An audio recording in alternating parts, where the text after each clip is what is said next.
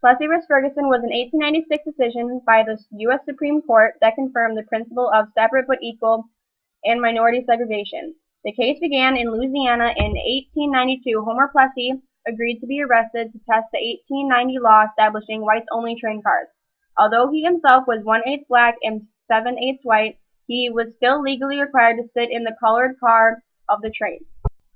The judge at the trial was John Howard Ferguson. He found Plessy guilty of refusing to leave the white car. Plessy appealed to the Supreme Court of Louisiana, which upheld Ferguson's decision. In 1896, the Supreme Court of the United States heard Plessy's case and found the law constitutional. Plessy paid the fine for the offense, but the case renewed black oppositions to such laws.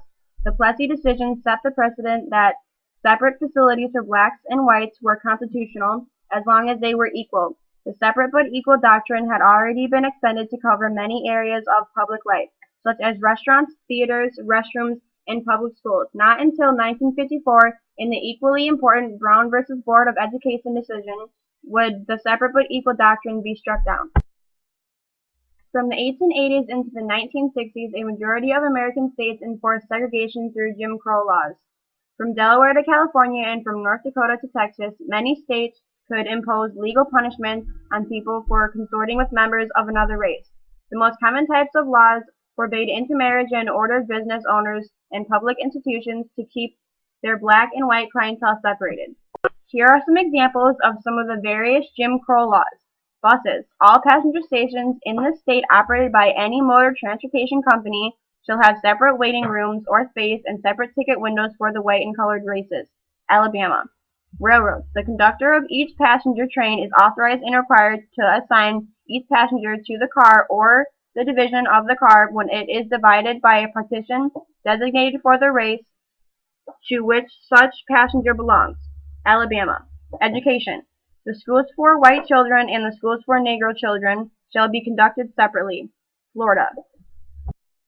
During World War II, for many African Americans, the war offered an opportunity to get out of the cycle of crushing rural poverty. Blacks joined the military in large numbers, escaping a decade of depression and tenant farming in the South and Midwest. Yet, like the rest of America in the 1940s, the armed forces were segregated. The Army accepted black enlistees but created separate black infantry regiments and assigned white commanders to them.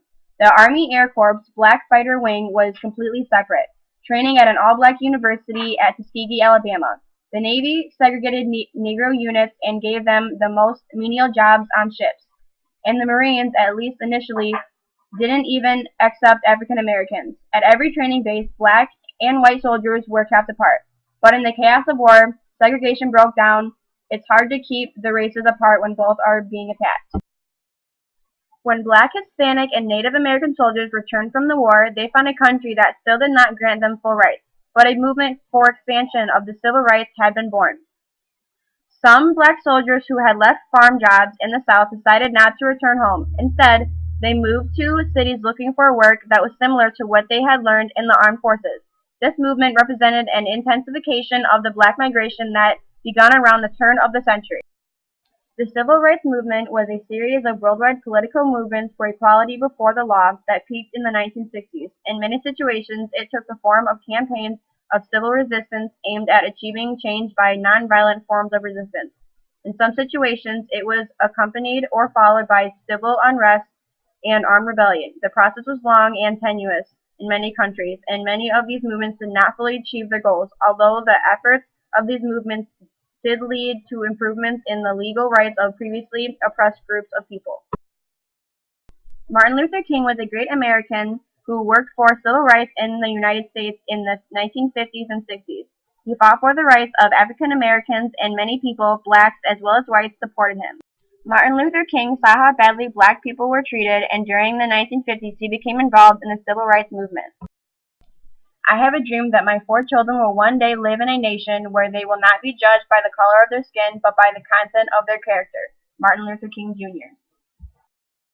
On December 1st, 1955, in Montgomery, Alabama, Rosa Parks, an African-American seamstress, left work and boarded a bus for home. As the bus became crowded, the bus driver ordered Parks to give up her seat to a white passenger. Montgomery buses were segregated, with the seats in the front reserved for whites only. Blacks had to sit in the back of the bus. But if the bus was crowded and all the white-only seats were filled, black people were expected to give up their seats. A black person sitting while a white person stood would never be tolerated in the racist South. But Rosa had had enough of such humiliation and refused to give up her seat. The bus driver then had her arrested. Martin Luther King Jr. heard about Rosa Parks' brave actions and launched a boycott on Montgomery buses. The 17,000 black residents of Montgomery pulled together and kept the boycott going for more than a year. Finally, the Supreme Court intervened and declared segregation on buses unconstitutional. Rosa Parks and the boycotters defeated the racist system, and she became known as the mother of the civil rights movement. The major outcome of the Montgomery bus boycott was that it helped lead to racial equality across America. Because many people protested and didn't use the Montgomery buses, the bus companies were losing lots of money. In the end, the law in Montgomery was changed, allowing black people to sit anywhere in the bus, not just in the back.